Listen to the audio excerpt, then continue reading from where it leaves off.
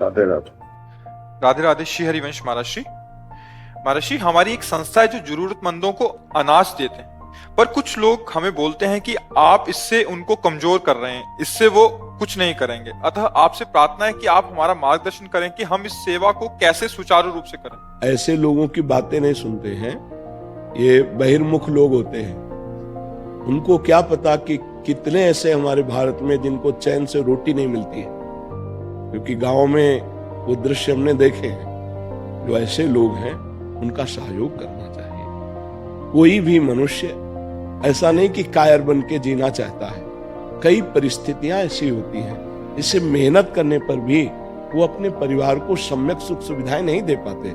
और यदि हम 4 लोग मिलकर के उनको सहयोग कर देते हैं, ये बहुत बड़ा सुकृत बन जाता है।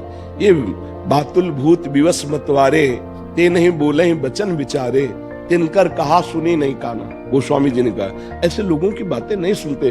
जैसे कहते हैं ये भिखारी हैं, इनको क्यों देंगे तो ये ऐसे कायर बने रहे। नहीं, कई ऐसे हैं जिनके शरीर काम नहीं कर रहे हैं, और अगर उनको आप कुछ भोजन या व्यवस्था कर देते हैं, वो भगवान के सहारे जी रहे हैं, तो उनके प्रति ऐसा नहीं।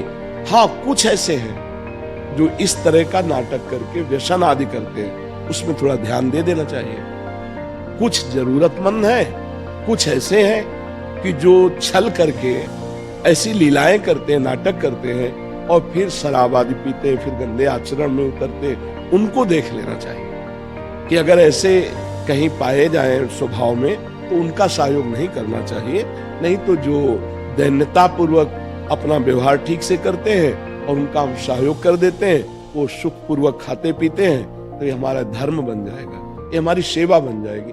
पर कुछ होते हैं ऐसे, ये तो निश्चित है।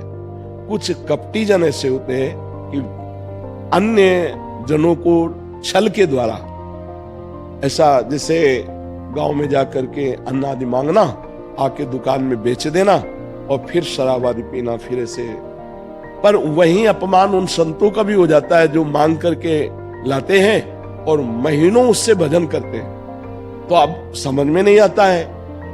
तो छल कपट तो साथ ही चलता है, बाया है। तो भगवान से प्रार्थना करें कि मुझे ऐसे लोगों की सेवा मिले जो वास्तविक सेवा हमें देने योग्य है। क्योंकि हम कैसे पहचान करें, वो भी झोली और वो भी झोली लिए है। एक अपनी झोली से मांग के लाता है, 1 महीने भजन करता है उसी अन्न से, और एक आता है वो बेच देता है, उसकी शराब पीता है। तो वो तो गलत आचरण में गया और वो भजन में गया। अब इसका भेद समझ पाना थोड़ा कठिन होता है।